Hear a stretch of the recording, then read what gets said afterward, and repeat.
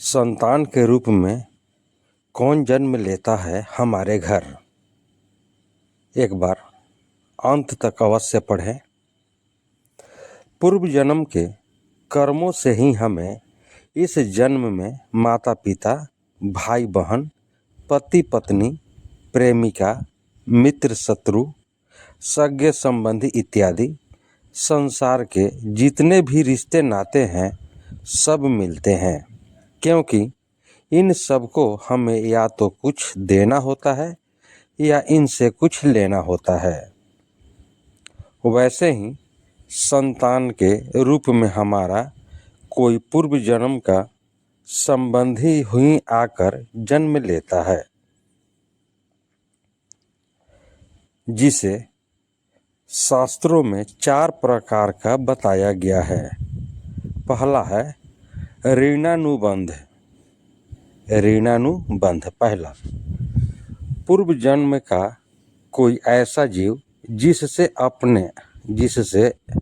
आपने ऋण लिया हो या उसका किसी भी प्रकार से धन नष्ट किया हो तो वो आपके घर में संतान बनकर जन्म लेगा और आपका धन बीमारी में या व्यर्थ के कार्यों में तब तक नष्ट करेगा जब तक उसका हिसाब पूरा न हो।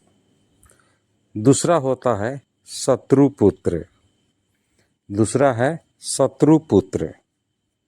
पूर्व जन्म का कोई दुश्मन आपसे बदला लेने के लिए आपके घर में संतान बनकर जाएगा और बड़ा होने पर माता पिता से मारपीट, झगड़ा या उन्हें सारी जिंदगी किसी भी प्रकार से सताता ही रहेगा।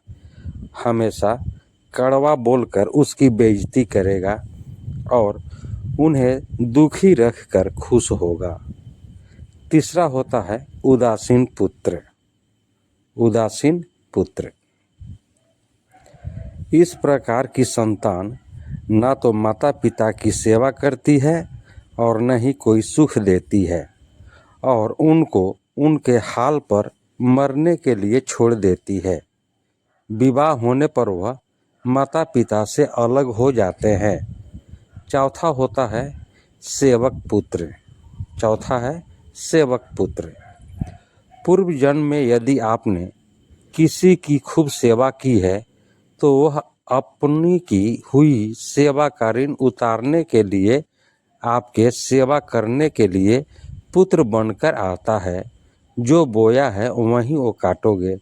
अपने माँ बाप की सेवा की है तो ही आपकी औलाद बुढ़ापे में आपकी सेवा करेगी, वरना कोई पानी पिलाने वाला भी पास ना होगा। आप यह न समझें कि यह सब बातें केवल मनुष्य पर ही लागू होती है। इन 4 प्रकार में कोई सा भी जीव भी आ सकता है। जैसे आपने किसी गाय की निस्वार्थ भाव से सेवा की है तो वह भी पुत्र या पुत्री बनकर आ सकती है। यदि आपने गाय को स्वार्थवश पालकर उसका दूध देना बंद कर देने के पश्चात उसे घर से निकाल दिया हो तो वह ऋणानुबंध पुत्र या पुत्री बनकर जन्म लेगी। यदि आपने किसी निरपराध जीव को सताया है तो वह आपके जीवन में शत्रु बनकर आएगा।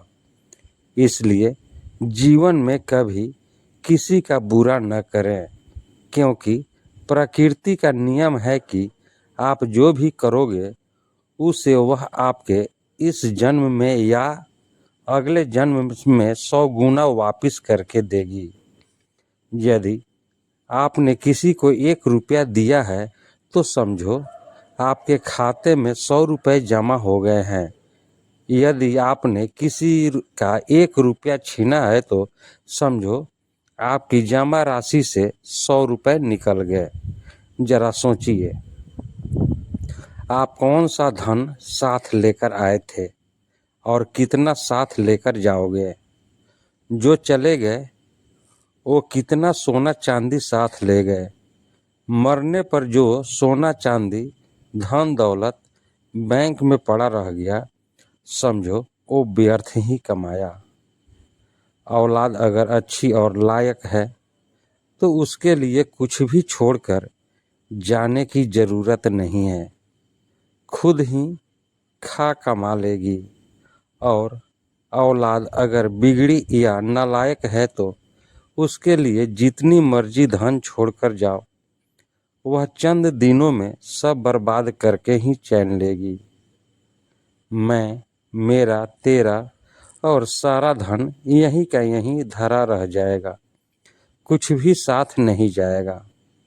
साथ यदि कुछ जाएगा तो सिर्फ नेकियां ही साथ जाएगी।